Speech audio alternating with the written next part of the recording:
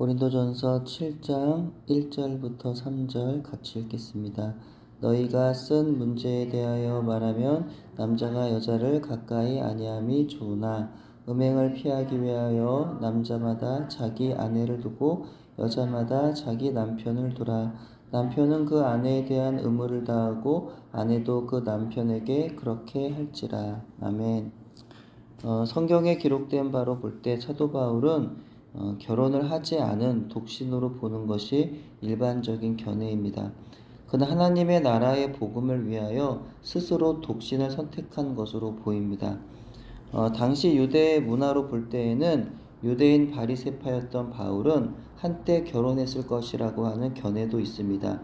왜냐하면 유대 사회에서 성인이 되어 20세 전후에는 결혼하는 것이 일반적이었기 때문입니다. 랍비들의 전통에서도 혼기가 지나도록 결혼하지 않는 것은 바람직하지 않다고 여겼습니다. 율법 교사라고 한다면 가정을 통한 실천의 모범을 보여야 한다고 여겼기 때문입니다. 이와 같은 문화적인 이유로 예수님도 유대의 랍비로서 결혼을 했을 거라는 견해가 있습니다. 그러나 예수님은 물론이고 바울 역시도 당시의 문화를 이유로 결혼을 했을 거라고 주장하는 것은 억측에 불과합니다.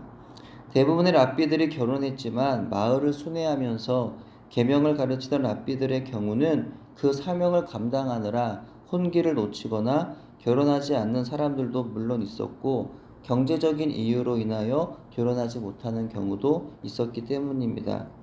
바울의 경우 고린도전서 7장 8절에 의하면 자신이 독신임을 밝히고 있습니다. 내가 결혼하지 아니한 자들과 과부들에게 이르노니 나와 같이 그냥 지내는 것이 좋으니라. 근데 그 뒤에 이어지는 말씀에 의하면 그럼에도 불구하고 결혼해야 하는 이유에 대해서 다음과 같이 말씀합니다. 7장 9절입니다. 만일 절제할 수 없거든 결혼하라. 정욕이 불같이 타는 것보다 결혼하는 것이 나으니라. 사실 바울이 결혼에 대하여 하나님의 말씀에 의거한 가르침들을 다른 방식으로 전해줄 수도 있었을 테지만 결혼을 이와 같이 부부관계에 연관하여 가르치고 있는 것은 그만큼 성적으로 문란했던 고린도의 문화를 배경으로 성도들에게 이야기하고 있었기 때문입니다. 바울은 자신이 생각하기에 남자가 여자를 가까이 하지 않는 것이 더 좋다고 했습니다. 그 이유는 25절 이하에 의하면 바울은 하나님께서 하신 명령으로는 말씀해 주신 바가 없어 알 수 없지만 자신이 생각하기에 임박할 환난으로 말미암아 사람이 혼자 지내는 것이 더 낫다는 것입니다. 무엇보다 결혼을 하게 되면 주를 기쁘시게 하려고 염려하는 것이 아니라 그러니까 결혼을 안 했다고 한다면 주님만 바라보고 주님만을 기쁘시게 하기 위해서 내가 주님을 위해 어떤 일을 할까 그런 것들을 염려하고 그런 것들을 생각하겠지만 결혼을 하게 되면 이제 그 관심이 이제 배우자나 자녀에게 간다는 겁니다. 그래서 배우자를 어떻게 하면 내가 기쁘게 해줄까 하여서 그때부터는 세상의 일을 걱정하게 된다는 겁니다. 그래 주님께로만 향해하는 마음이 나누어지게 된다는 것이죠. 하지만 장가가고 시집가는 것이 죄가 아니고 결혼하는 것이 이치에 맞다고 생각한다면 결혼을 하라는 겁니다. 그러나 확고한 뜻이 있어서 결혼하지 않으려 한다면 그것은 잘하는 일이라고 하였습니다. 따라서 결혼하는 사람은 잘하는 것이지만 결혼하지 않는 사람은 더 잘하는 것이다 라고 바울은 말하고 있습니다. 독신으로 지내는 것이 더 복되다는 것은 바울 자신의 생각이지만 바울은 자신이 하나님의 영을 받은 사람임을 강조합니다.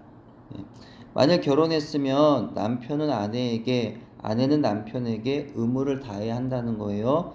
결혼을 하고서도 내가 주님을 기쁘시게 하고 싶어. 그래도 나는 주님을 기쁘시게 할 거야 라고 하면서 배우자에 대한 의무를 소홀히 하는 것은 절대로 성경이 가르치고 있는 것이 아니라는 겁니다. 과거의 목회자들의 경우에 목회와 영혼 구원을 향한 열정으로 사명을 감당하느라 가정을 돌보지 않는 경우가 있었죠. 그것이 하나님이 기뻐하신 일로 당연하게 받아들여지곤 했습니다. 목회자 가정의 배우자나 자녀들은 아버지의 보호와 양육이 없이 자라는 희생을 당연한 듯이 여겨야 했고 남편의 빈자리를 당연하게 여겨야 했습니다. 하지만 성경적인 결혼은 주님의 일을 행한다고 하여 가정을 돌아보지 않는 것을 결코 잘하는 것이라고 말하지 않는다는 거죠. 결혼을 했으면 마땅히 가정을 돌아보며 자신의 의무와 책임을 다하는 것도 주의 일이 되는 것이기 때문입니다. 어느 목회자는 지난 한 해 동안 가정을 돌아보지 못하고 해외 사역을 하는 가운데 이것이 하나님의 뜻이 아님을 깨닫고는 이후엔 아무리 바빠도 정기적으로 돈과 시간을 들여서라도 가정으로 돌아와 일정 기간 식구들과 함께하고 다시 사역지로 가는 생활을 하게 되었다고 합니다. 이와 같은 결혼의 책임과 의무는 평생 동안에 성실히 감당해야 합니다. 보통 예전에 그런 결혼식에서 나오는 그 메시지 중에 하나가 이제 뭐 검은 머리가 팥뿌리가 되도록 뭐 이런 표현이 있는데 그만큼 평생 죽을 때까지 그 의무를 감당해야 한다는 거예요. 근데 그 의무를 감당하기 싫다고 해서 결혼의 언약을 마음대로 깰 수는 파기할 수는 없다는 겁니다. 결혼은 사람이 자기의 편의에 의하여 만든 제도가 아니라 믿는 자이든 믿지 않는 자이든 그들의 결혼은 하나님께서 만든 제도이기 때문입니다. 때문에 결혼은 그 어느 것보다 신중하게 선택해야 하는 거죠. 무엇보다 믿음의 결혼을 해야 합니다. 혹 불신자와 결혼을 했어도 그에 대한 책임을 져야 합니다. 절대로 이혼하지 말고 배우자에게 신의를 다해야 하는 거죠. 즉 성도에게 있어서 결혼에 대한 기본적인 성경의 교훈이라고 한다면 성도는요 반드시 믿음의 결혼을 해야 하고 신결혼이든 불신결혼이든 결혼했다면 그 이후에는 이혼해서는 안 된다는 겁니다. 끝까지 그 신의를 성실하게 지켜야 한다는 거죠. 물론 예수님께서 간통의 경우에 한해서만 이혼의 사유가 될 수 있다고 말씀하셨고요. 바울은 믿지 않는 배우자가 이혼을 요구한다면 이혼이 가능하다고 말하고 있습니다. 하지만 이는 인간의 약함으로 인한 제한적 허용이지 하나님께서 만드신 결혼제도의 원리에 있어서 이혼은 하나님의 뜻이 아니라는 겁니다. 하나님 안에서 남자와 여자가 만나 결혼이라고 하는 언약식을 통하여 남편과 아내가 되었다고 한다면 어느 한쪽이 죽어서 하나님께로 가기 전까지는 서로가 의무로 묶이는 것입니다.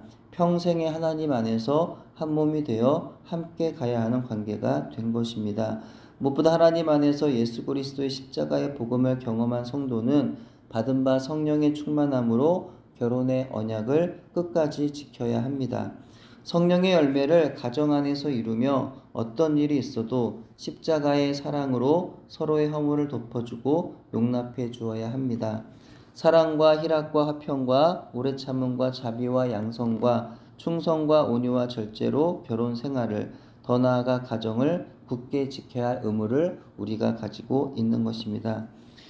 세상은 너무나 쉽게 사랑을 말하죠. 분명히 오늘은 사랑에 불같은 사랑을 말하다가 다음 날은 너무나 쉽게 변하여 원수처럼 돌변합니다.